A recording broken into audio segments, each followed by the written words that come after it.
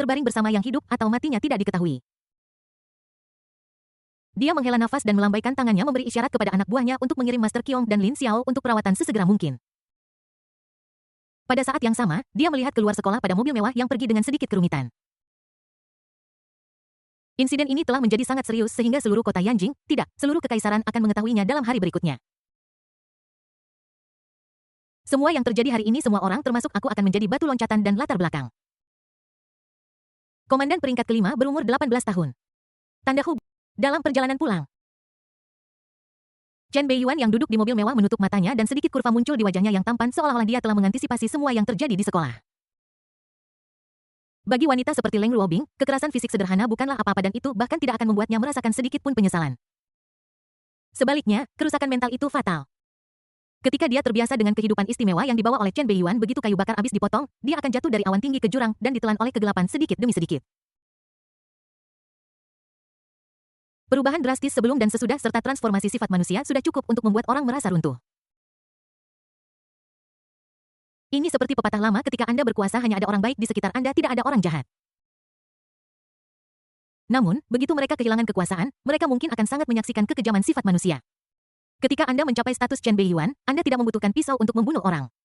Tidak perlu baginya untuk mengambil inisiatif untuk melakukan banyak hal. Hanya satu kata dan akan ada banyak orang yang tahu bagaimana memahami niatnya dan melakukan sesuatu dengan rapi. Semuanya baru saja dimulai. Bab 19 Kekaisaran terguncang dan reputasinya menyebar luas. Tepat ketika Chen Beiyuan kembali ke keluarga Chen di Donghua.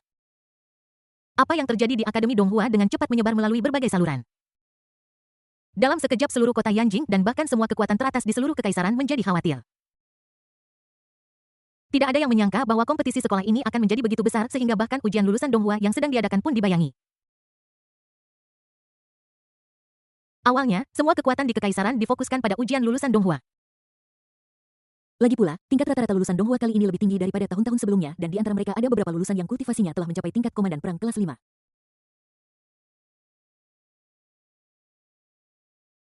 Seolah-olah selama para lulusan ini lulus ujian sekolah, mereka dapat memperoleh surat rekomendasi dan memasuki berbagai departemen kekaisaran. Namun nyatanya ketika mereka menjalani persidangan, semua informasi detail mereka telah disajikan di hadapan semua kekuatan besar dan departemen utama kekaisaran telah mulai bersaing secara terbuka dan diam-diam untuk merebut orang.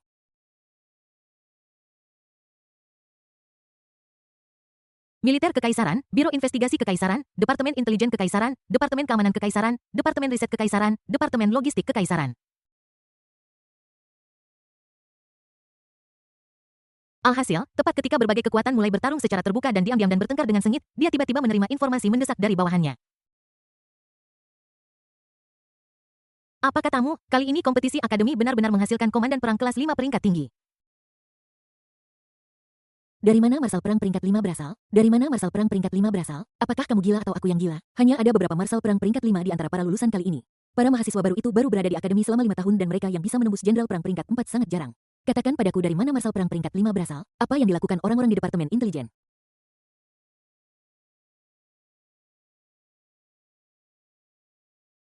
Chen Beiyuan, raja muda dari keluarga Donghua Chen yang memiliki potensi menjadi seorang kaisar itu tidak mengherankan. Bakat seperti itu benar-benar menakutkan. Begitu dia menerobos, dia menekan Raja Perang kelas 6 dengan satu pukulan. Meskipun dia hanya seorang Raja Perang di periode yang lemah, dia juga menunjukkan kekalahannya. Mungkinkah prediksi yang dibuat oleh Ketua Pavilion Tianji itu benar? Pria yang meramalkan nasib Chen Beiyuan yang berusia 12 tahun mengatakan bahwa dalam waktu 10 tahun anak laki-laki ini akan mampu mengalahkan semua orang kuat dari generasi muda. Pada saat itu saya hanya berpikir itu mungkin sanjungan yang disengaja, tetapi sekarang tampaknya ada kemungkinan besar.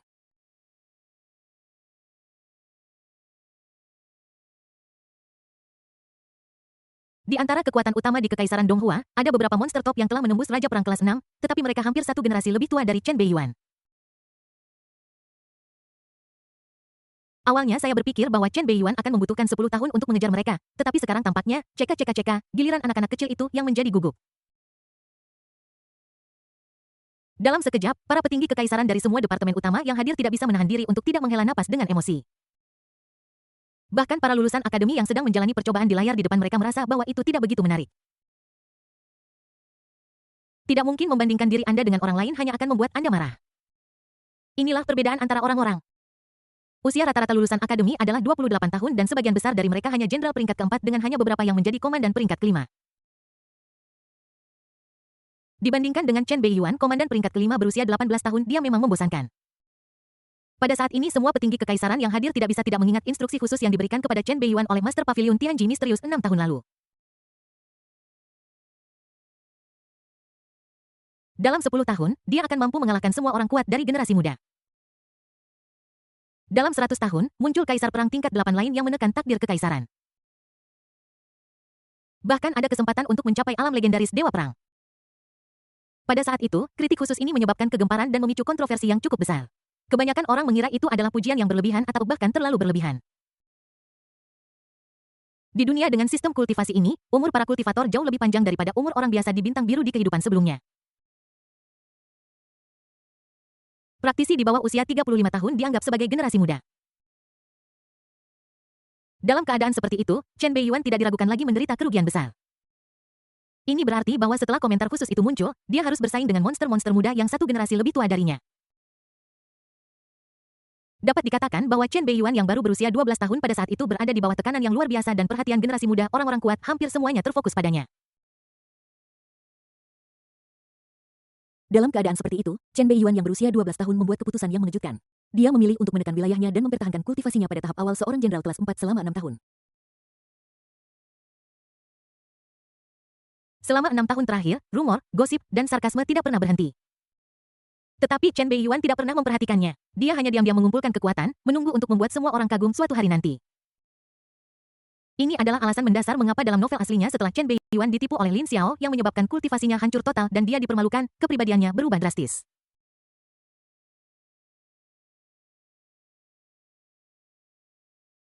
Saat itu, anak laki-laki berusia 12 tahun itu berada di bawah tekanan tinggi yang sulit dibayangkan oleh orang biasa. Semua orang melihat kemegahan di permukaan, tetapi tidak ada yang melihat keheningan diam-diam pemuda itu. Semua orang akan kagum dan menganggapnya sebagai bakat alami mereka. Tetapi kita mengabaikan kesulitan dan keringat di baliknya.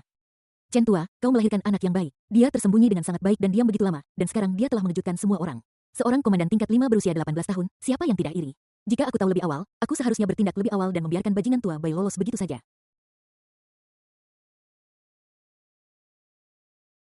Ah, tidak ada yang bisa kulakukan. Beiyuan sudah seperti aku sejak dia masih muda. Dia telah mewarisi gen unggul keluarga Chen-ku dalam hal kultivasi. Dia rendah hati dan rendah hati. Pada saat ini, setelah menghela nafas, semua petinggi kekaisaran yang hadir memberi selamat kepada seorang pria parubaya berseragam jenderal. Wajah pria parubaya itu agak mirip dengan Chen Beiyuan, tetapi dia tampak lebih dewasa dan lebih agung. Orang ini secara tak terduga adalah kepala keluarga Donghua Chen dan ayah dari Chen Beiyuan. Chen Zeking. Tanda hubung. Tepat ketika para petinggi di eselon atas kekaisaran, apa yang terjadi di Akademi Donghua mulai menyebar ke seluruh bagian kekaisaran di bawah dorongan kekuatan tertentu. Generasi muda yang kuat dari kekaisaran juga mengetahui tentang apa yang terjadi di Akademi Donghua melalui kekuatan di balik layar.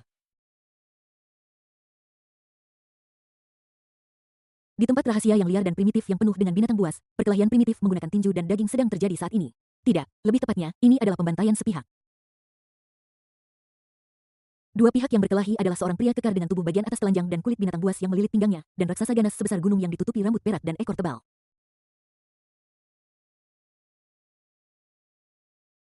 Behemoth yang ganas itu sebenarnya adalah binatang ganas kelas 6, Behemoth perak.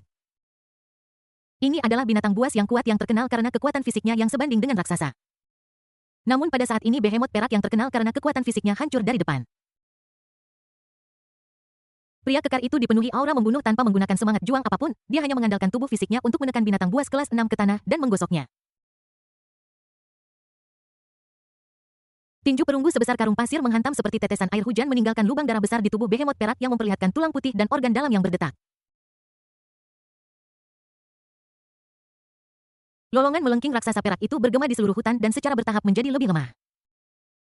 Tak lama kemudian, pria kekar berlumuran darah itu tampak bosan dengan permainan itu dan langsung meninju kepala binatang buas yang kuat itu hingga meledak dan otaknya menyembur dan memercik ke wajah yang seganas hantu.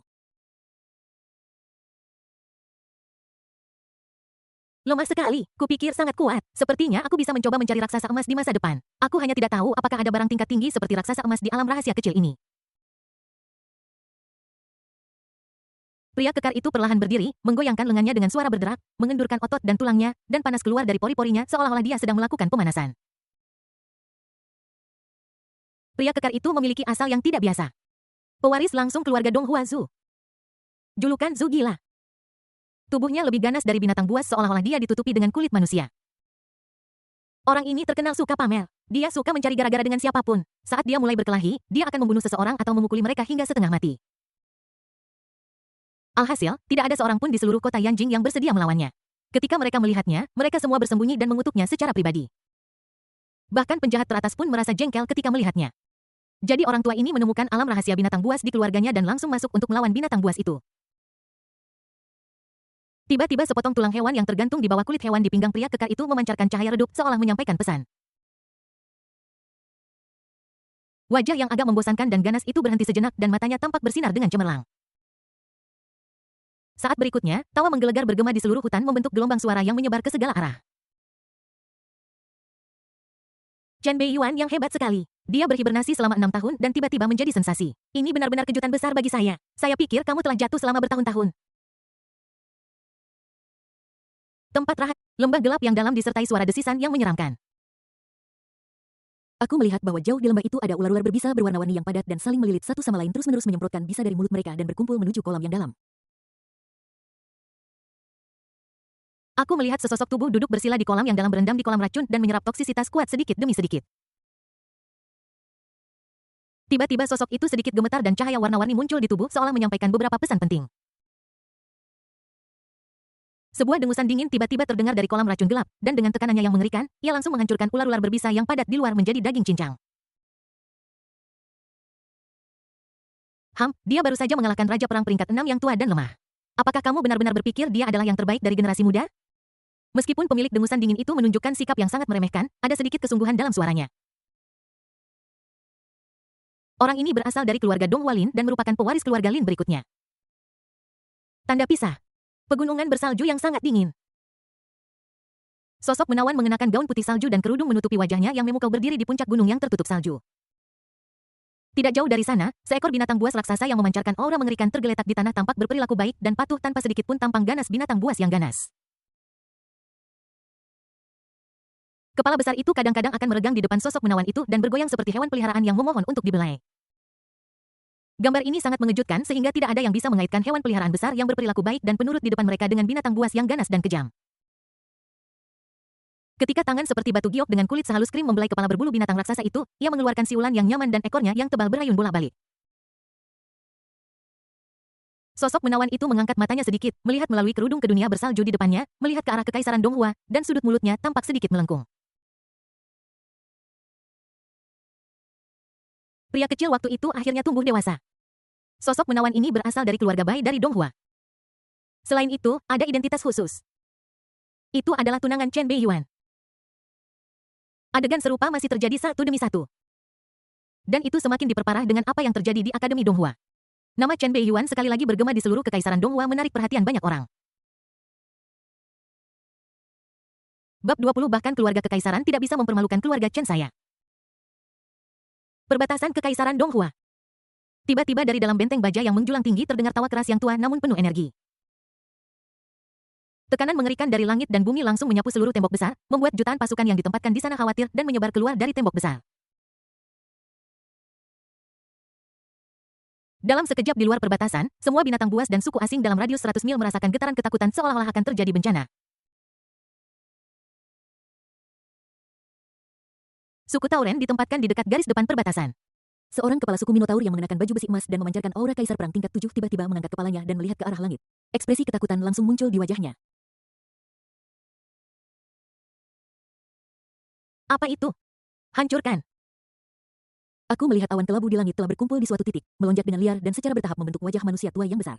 Mata yang gelap dan dalam terkulai sedikit dan cahaya iblis yang menakutkan jatuh dari langit dan menutupi tanah.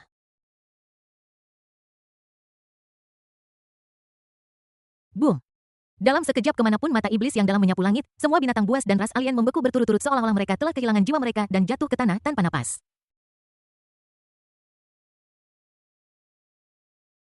Oke putra kilin keluarga Chen saya benar-benar tidak mengecewakan saya. Hari ini garis pertempuran perbatasan kekaisaran telah diperluas sejauh 100 mil. Selamat kepada putraku, kilin dari keluarga Chen. Perintah militer dikeluarkan bersamaan dengan raungan memekakkan telinga dari wajah tua besar yang menghalangi langit. Jutaan pasukan di seluruh perbatasan kekaisaran dimobilisasi dalam sekejap menyebabkan reaksi berantai. Pasukan kultivator yang tak terhitung jumlahnya mengenakan baju zirah menunggang kuda perang dengan darah binatang buas yang ganas keluar dari gerbang kota seperti gelombang gelap menyapu medan perang, menjarah mayat binatang buas yang ganas, dan menancapkan bendera kekaisaran di perkemahan ras asing.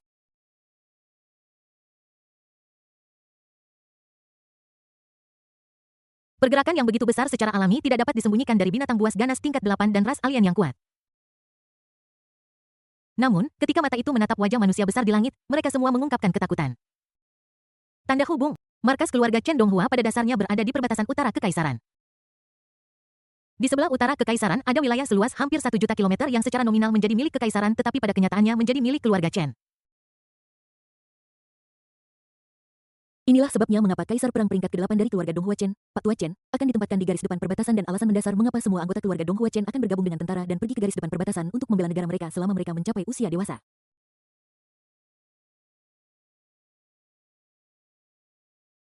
Seperti yang saya katakan di dunia orang dewasa, hanya ada kepentingan.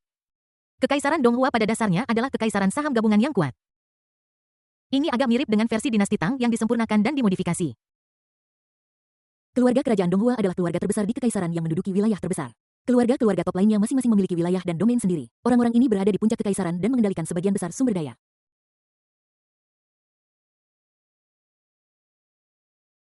Dan di bawah banyak keluarga top, ada juga banyak keluarga kaya dan berkuasa serta keluarga kecil dan menengah yang terhubung satu sama lain. Keluarga kerajaan dan keluarga bangsawan yang menikmati manfaat terbesar secara alami harus memikul tanggung jawab terbesar. Seperti yang dikatakan Chen Beiyuan selama ratusan tahun keluarga Chen Donghua yang tak terhitung jumlahnya telah meninggal dunia karena berjuang untuk kekaisaran cukup untuk mewarnai tanah di bawah kaki mereka menjadi merah. Chen Beiyuan tidak tahu apakah ada playboy di keluarga teratas lainnya atau apakah mereka telah melakukan sesuatu yang tidak bermoral. Namun keluarga Donghua Chen pasti tidak memilikinya. Sebagian besar anggota keluarga Chen akan dilempar ke perbatasan ketika mereka mencapai usia dewasa untuk bertarung dengan binatang buas dan ras asing. Mereka yang tetap berada di jantung kekaisaran adalah para elit keluarga yang bertanggung jawab untuk memastikan kepentingan mendasar keluarga. Tidak ada yang akan melakukan hal bodoh. Tentu saja sebagai keluarga teratas, keluarga Donghua Chen juga memiliki basis keluarga sendiri di kota Yanjing yang meliputi area seluas ribuan hektar. Hal serupa juga terjadi pada keluarga bangsawan lainnya. Keluarga Yanjing Chen. Chen Beiyuan yang baru saja kembali ke keluarga itu tidak terburu-buru untuk memeriksa manfaat ruang sistem. Sebaliknya, dia membungkuk dan berterima kasih kepada lelaki tua satu tangan di sampingnya dengan ekspresi serius. Tuan Chen, saya menyusahkan Anda untuk membantu saya di akademi. Tidak apa-apa, orang tua itu meminta saya untuk menjaga Tuan Muda, jadi tentu saja saya tidak akan membiarkan sesuatu terjadi pada Tuan Muda. Meskipun keluarga kekaisaran berada di belakang Akademi Donghua, mereka tetap tidak punya nyali untuk membunuh Tuan Muda. Orang tua bertangan satu, Tuan Chen, berhenti sejenak dengan mata putihnya saat dia melihat pemuda yang membungkuk dan berterima kasih padanya, lalu sedikit menggelengkan kepalanya. Suaranya serak seperti bilah berkarat yang beradu satu sama lain, memberikan perasaan menyeramkan kepada orang-orang. Asal-usul pria tua satu tangan ini tidak biasa. Dia telah menjadi pengawal pribadi kakek Chen Beiyuan, Pak Tua Chen, selama beberapa dekade. Kultivasinya telah mencapai kaisar perang tingkat 7 dan dia juga telah mempraktikkan keterampilan membunuh terbaik. Dia telah membunuh lebih dari 10 binatang buas tingkat 7 di medan perang perbatasan. Jumlah binatang buas tingkat 6 dan 5 yang mati di tangannya bahkan lebih besar.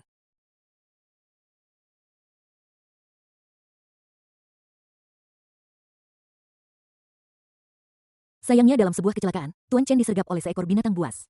Tidak hanya dia terluka parah, tetapi dia juga kehilangan lengan kanannya secara permanen. Kekuatannya berkurang dan dia mulai mengembangkan mentalitas negatif. Sebagai keluarga terkemuka di Donghua, keluarga Chen tentu saja tidak akan kekurangan harta ajaib dari langit dan bumi yang dapat meregenerasi anggota badan yang terputus, tetapi ditolak oleh Tuan Chen. Akhirnya, orang tua itu dipindahkan kembali ke jantung kekaisaran oleh Tuan Chen dan menjabat sebagai pengawal patriark keluarga Chen, Chen Zeking. Kemudian setelah Chen Zeking dewasa, dia menjabat sebagai pelindung Chen Beiyuan. Setelah Chen Beiyuan dalam bahaya hidup, lelaki tua itu akan bertindak. Jangan meremehkan lelaki tua ini hanya karena dia kehilangan satu tangan atau cacat. Bahkan jika dia hanya memiliki satu tangan yang tersisa selama dia bisa memegang pisau, dia bisa membunuh binatang buas kelas 7 biasa. Sebelumnya di Akademi Donghua ada seorang kaisar perang kelas 7 seperti wakil kepala sekolah Liu Wenhui yang belum mengalami banyak krisis hidup dan mati. Chen tua bisa membunuhnya tanpa kesulitan apapun.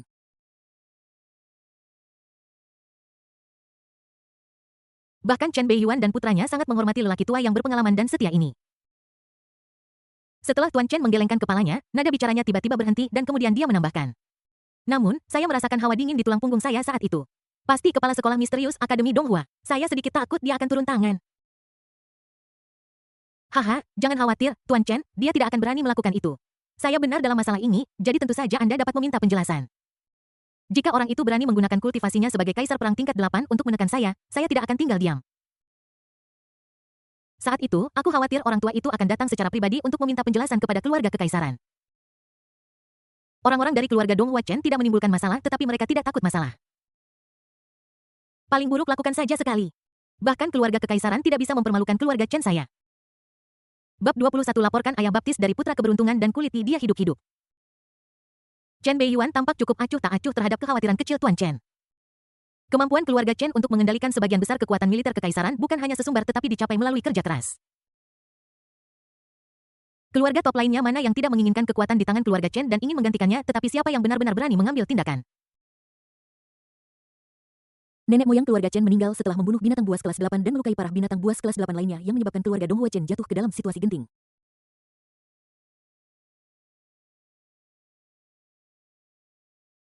Namun, Tuan Chen mampu menembus kaisar perang tingkat 8 secara kebetulan.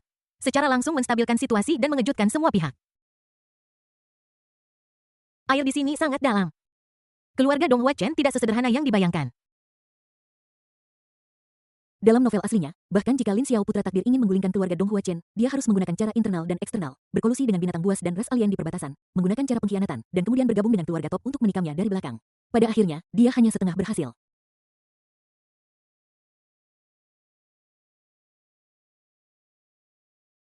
Dalam beberapa hal, bahkan keluarga kekaisaran harus waspada terhadap keluarga Donghua Chen. Terlebih lagi, ini adalah kerajaan saham gabungan yang kuat. Bahkan keluarga kerajaan yang kuat pun tidak dapat melakukan apapun yang mereka inginkan. Beberapa hal jika dilakukan dapat dengan mudah membangkitkan kemarahan publik. Tuan Chen jangan khawatir selama orang tua itu masih di sini langit tidak akan runtuh. Chen Beiyuan menghibur Tuan Chen di depannya dengan penuh makna. Saya mengerti. Chen tua mengangguk diam-diam. Sebagai pewaris berikutnya dari keluarga Donghua Chen, pemuda di depannya ini pasti tahu lebih banyak daripada dirinya. Seketika sosok Chen tua mundur ke dalam bayang-bayang dan menghilang begitu saja. Chen Beiyuan tahu betul bahwa Chen tua sudah meninggalkan ruangan dan bersembunyi di suatu tempat di luar ruangan secara diam-diam melindungi keselamatannya dengan semangat juang tingkat tinggi khusus bayangannya sendiri. Semangat juang tingkat tinggi bayangan yang dibangkitkan oleh Chen tua sangat istimewa. Ia tidak hanya memiliki daya mematikan yang sangat kuat tetapi juga memiliki kemampuan penyembunyian yang menakutkan. Ia adalah bakat pembunuh alami. Kadang-kadang jika digunakan dengan baik, itu bahkan mungkin lebih kuat daripada beberapa semangat juang tingkat atas. Lebih penting lagi, Tuan Chen hampir menjadi penggemar berat keluarga Chen, tipe orang yang rela mengorbankan nyawanya pada saat kritis. Inilah mengapa kakek Chen mengatur agar Chen tua menjadi pelindung Chen Beiyuan. Chen Beiyuan tidak memiliki terlalu banyak pantangan. Dia langsung memasukkan tangannya ke sakunya dan benar-benar mengeluarkan kitab medis tanpa kata melalui ruang sistem. Apakah ini jari emas terkuat yang diandalkan Lin Xiao untuk bangkit? Chen Beiyuan melihat kitab suci medis tanpa kata di tangannya membolak-baliknya dengan santai dan tiba-tiba sebuah halaman kosong muncul. Tetapi ketika matanya tertuju pada kertas halaman putih salju itu tiba-tiba meledak menjadi cahaya keemasan dan simbol kecebong mulai muncul dan bergabung bersama. Mata Chen Beiyuan yang dalam dan dingin seolah mengungkapkan kejutan yang tak terlukiskan dan garis aneh secara bertahap muncul di wajahnya yang tenang. Dia bergumam pada dirinya sendiri. Hanya mereka yang memiliki takdir dan keberuntungan yang dapat membaca isi kitab suci. Siapa bilang hanya putra-putra takdir yang bisa melihatnya? Aku ditakdirkan untuk menjadi penjahat, jadi aku juga orang dengan takdir dan keberuntungan. Saat Chen Beiyuan membolak-balik halaman, keterampilan medis aneh dan metode khusus yang tercatat dalam kitab medis tanpa kata terungkap satu demi satu di depannya, menyingkap tabir misterius.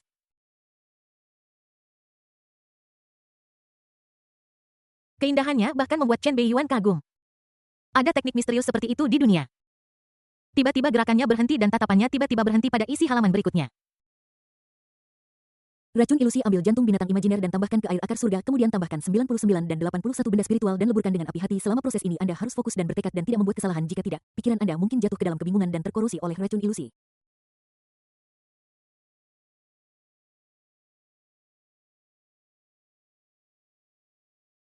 Catatan, kualitas bahan akan memengaruhi efek spesifik dari racun ilusi. Racun ini tidak berwarna dan tidak berasa. Setelah seorang kultivator di bawah kaisar perang peringkat ke-7 diracuni, kultivasinya akan hilang sepenuhnya. Bahkan seorang kaisar perang peringkat ke-7 akan terpengaruh jika dia tidak hati-hati.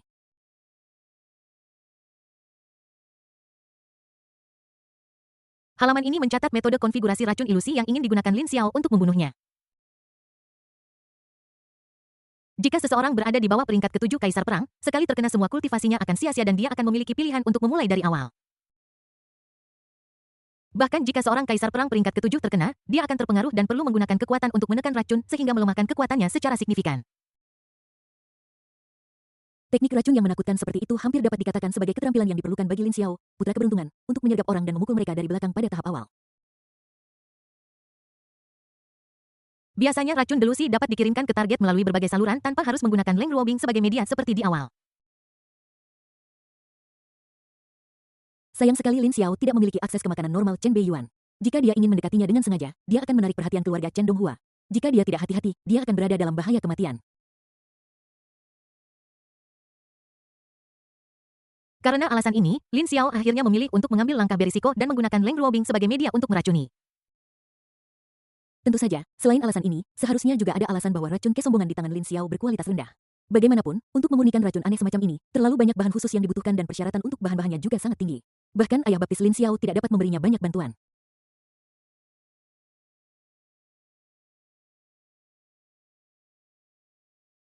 Dalam situasi itu, bahkan Lin Xiao pun tidak bisa memastikan bahwa racun Finity berkualitas rendah di tangannya akan berpengaruh padaku. Dia hanya bisa memilih untuk menggunakan metode peracunan yang lebih dalam. Jika itu adalah tubuh asliku, aku khawatir kamu sudah berhasil sekarang. Sayangnya, kamu bertemu denganku. Kitab suci kedokteran dan racun aneh yang kamu andalkan sekarang telah menjadi senjataku untuk melindungiku.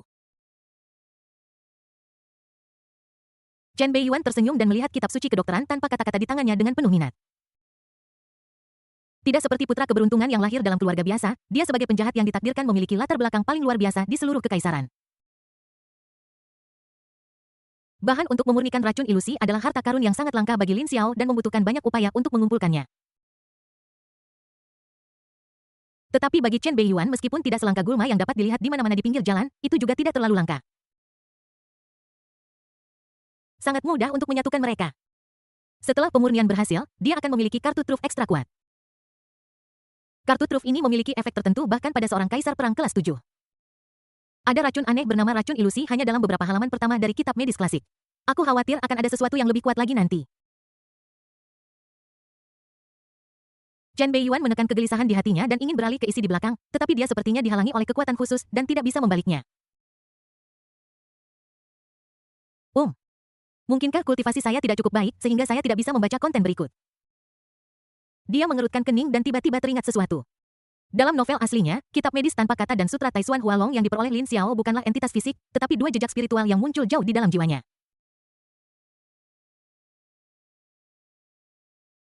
Lin Xiao tidak mendapatkan semua isi dari kedua kitab suci di awal. Sebaliknya, seiring dengan semakin tingginya tingkat kultivasinya, dia secara bertahap membuka informasi yang lebih misterius dan mendalam dari kedua kitab suci itu di benaknya. Memikirkan hal ini, Chen Beiyuan tidak bisa menahan diri untuk tidak melihat kitab suci medis kosong di tangannya dengan ekspresi aneh di wajahnya. Kitab suci medis tanpa kata hanya satu. Kata, hanya, sangat menarik perhatian. Kitab medis tanpa kata di tangan saya ini entah replika dari sistem atau memang aslinya. Kemungkinan terakhir sangat tinggi. Tak lama kemudian, Chen Beiyuan menekan emosi gelisah di hatinya, memasukkan kembali kitab suci medis tanpa kata ke ruang sistem, dan bergumam dalam hati kepada dirinya sendiri. 3 hari sudah cukup bagiku untuk memurnikan kartu truf racun ilusi dan aku juga dapat memahami isi klasik medis dan meningkatkan keterampilan medisku. Kemudian aku bisa pergi ke Akademi Donghua, mengambil hadiahku, dan bermandikan kolam darah naga. Namun, jika kita tidak melakukan apapun selama 3 hari ini, itu akan membuat Lin Xiao, putra takdir, terlalu santai. Akan lebih baik memberinya sedikit masalah. Pengurus rumah. Bang. Chen Beiyuan, seorang lelaki tua berambut abu-abu dan mengenakan seragam kepala pelayan mendorong pintu terbuka memberi hormat telanjang dan berkata, Tuan Chen, apa yang ingin Anda saya lakukan? Biarkan beberapa orang melapor ke Akademi Donghua dengan nama asli mereka bahwa petinggi Akademi Qiong Baichang secara terbuka melanggar aturan sekolah dengan menjadikan siswa Lin Xiao sebagai anak baptisnya dan menggunakan kekuasaan publik untuk keuntungan pribadi dengan menyalahgunakan sumber daya logistik dan menahan perbekalan dari siswa lain untuk mendukung kultivasi anak baptisnya.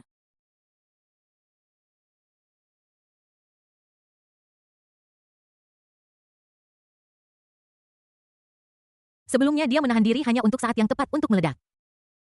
Chen Beiyuan menganggap dirinya sebagai anggota Akademi Donghua.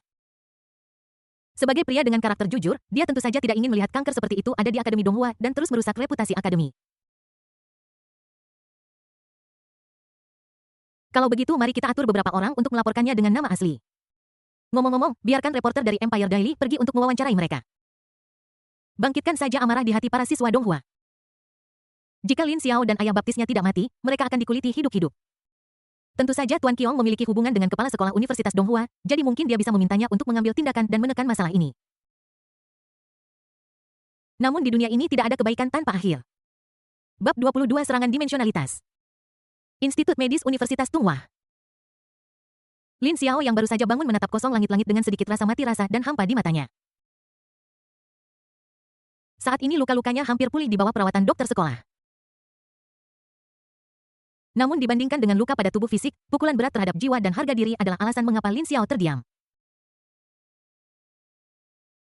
Di depan semua siswa Donghua, dia berlutut di tanah dan bertingkah seperti anjing menggonggong seperti anjing. Dia juga dipermalukan dengan parah karena kepalanya diinjak dan diinjak-injak di tanah. Ini bukan hanya tentang menghancurkan harga dirinya.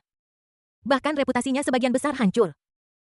Tidak peduli seberapa besar pencapaiannya di masa depan, akan selalu ada orang yang dengan jelas mengingat perbuatan gelapnya karena diperlakukan seperti anjing dan diinjak-injak di tanah. Rasa malu ini ditakdirkan untuk mengikutinya sepanjang hidupnya. Saat ini dia masih ingat dengan jelas tatapan aneh dan ganjil dari para dokter dan perawat di sekitarnya selama dia terjaga. Perasaan itu seperti duri beracun yang menusuk jauh ke dalam daging dan darahnya, berakar dan menyebar dengan liar.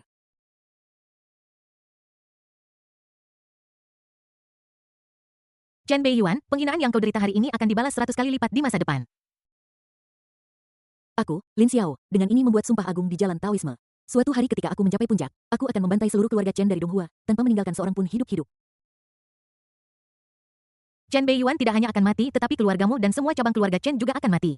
Mereka semua harus membayar atas kesalahanmu dan membayar harga yang mahal. Lin Xiao mengutuk dengan suara rendah dengan kebencian, ekspresi wajahnya menjadi terdistorsi dan mengerikan. Saat ini dia tidak lagi memiliki tampilan yang benar seperti sebelumnya, tetapi malah tampak seperti hantu jahat dari jurang neraka.